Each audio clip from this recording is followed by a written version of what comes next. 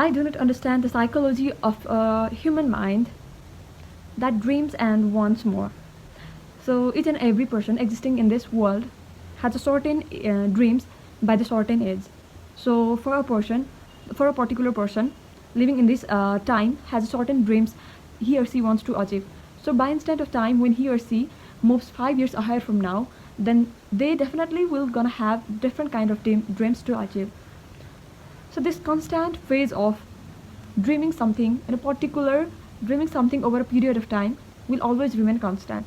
For example, when I was in child, I used to dream different, and when I am in this phase, I am dreaming something different, or I'm dreaming something particular, and so when I reach 10 more ahead of time, I will not have the same kind of dreams that I have today. So the constant phase of dreaming and dreaming, achieving, and again dreaming will continuously change. Then who are we person without the dreams?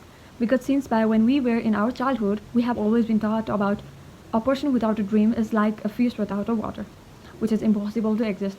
So that's why a person without a dream is definitely neglected by the society, or let's say the term or the quote says that a person without a dream does not exist in this whole world.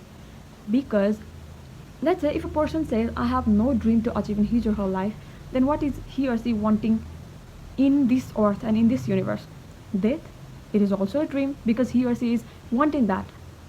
And if he or she said that I don't want anything from this whole world and I just want to live happily and explore the nature and I want to enjoy or do these things, simply live and have that sufficient amount of food in my stomach and just leave the nature, then that is also eventually a dream. So everything we think in our mind is eventually considered a dream. Even it's maybe a small or a big, everything is dream. Dream can be beyond the imagination, but everything that matter for you, from the smallest, tiniest to the biggest thing, are eventually considered as a dream. So that's why each and every person in this whole world, earth, has a dream.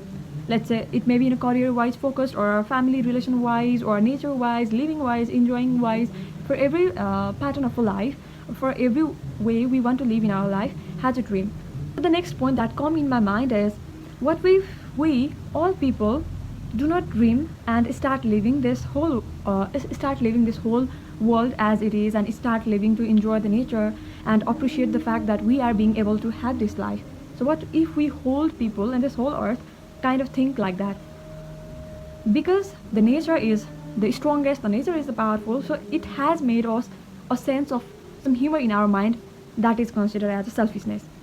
Because of the fact that we have ego, we have attitude, and we have selfishness, so that's why we dream. Otherwise, we would all considered in this whole world as the same people or same human beings that we love to each other with equal amount of affection that we show to our closed one. Because at the end, we all are human beings, and at the end, we all have the same blood, the same organ, and we are functioning in the same way. But because of the fact that we have that small attitude and a small selfishness, or that sense of mind, that sense of thing in our mind, that will lead us to have a dream. So for that dream, we'll work hard and we will have to put that effort, so that what really matter is actual game that is playing is by our mind. What if we do not want more? What if we are fully satisfied? Or let's say, what if dreams do not eventually exist? So all the things will come through our mind. How we want, what we want, and what are the context of life for us. So by the end, it is just a game of a mind. For each and every person, the way of life they want to live is different.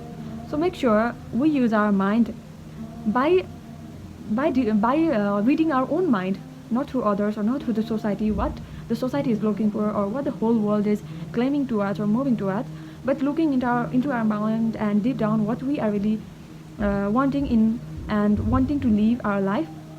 Better move your choice and decision towards that, because the most greatest decision that ever has existed will come eventually through your mind, because it have that connection to your heart and to your whole soul. So it really predicts the best way for you. Even if the things are not going right for this way, then your mind will eventually predict that this is not going right for me, so it will eventually make a lane for next different path, so you will figure out. So that's why it really fascinates me about the topic of mind, that how we will choose our way, how will we make our way. So that's why the dreams, there is no limit to dreams.